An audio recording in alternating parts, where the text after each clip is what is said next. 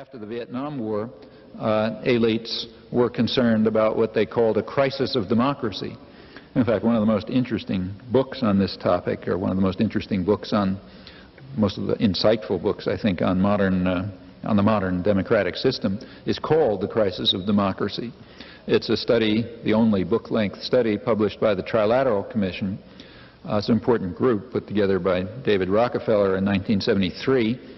And it represents the more or less liberal internationalists from the three major centers of modern capitalism: the United States, Western Europe, and Japan, hence trilateral. And remember, this is the liberals. This is the group out of which Jimmy Carter and most of his administration came.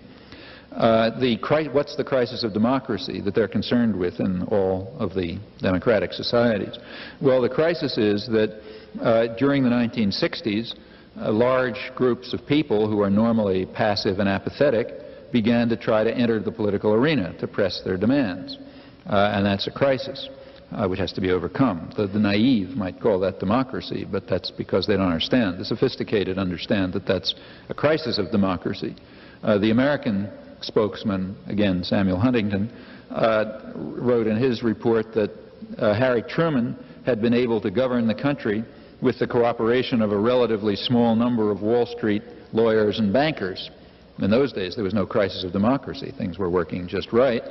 But in the 1960s, you got all this turmoil. I mean, young people and women and, labor. I mean, all kinds of weird people who were supposed to be sitting quietly in the corners began to get involved and caused this crisis. I mean, the same crisis that arose in the 17th century and that repeatedly arises when people begin to try to take advantage of the formal opportunities that exist.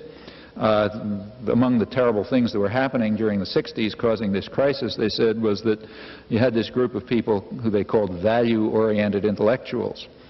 People who are concerned with things like truth and justice and all that sort of nonsense, and they're opposed to the good guys, the technocratic and policy-oriented intellectuals. They called them the commissars, the ones who just do the job, But you had these value-oriented intellectuals, and they were doing all sorts of horrible things like delegitimizing the institutions that are responsible for the indoctrination of the young, like schools and universities. Remember, this is an internal discussion, so they kind of let their hair down. Their general proposal at the end of all of these lengthy and thoughtful discussions was that what we need is more moderation in democracy to mitigate the excess of democracy and to overcome the crisis.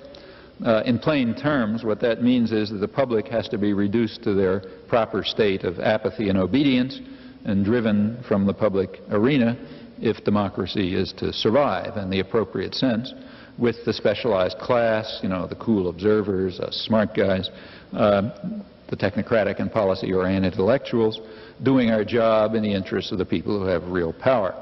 That's the liberal side. I won't go into what the reactionary side says.